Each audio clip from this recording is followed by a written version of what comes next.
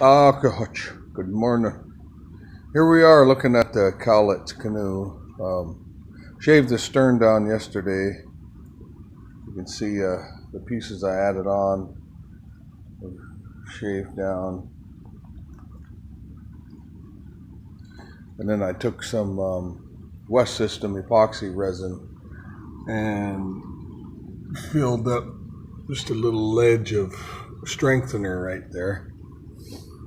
You can see that I did that on both sides. So I'll sand it smooth here today and prepare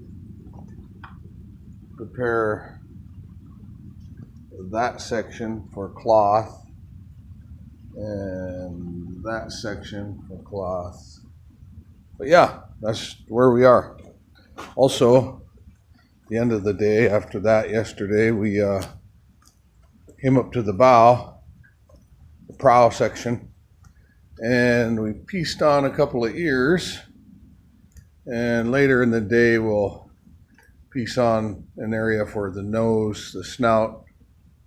We'll start to build up strips right here.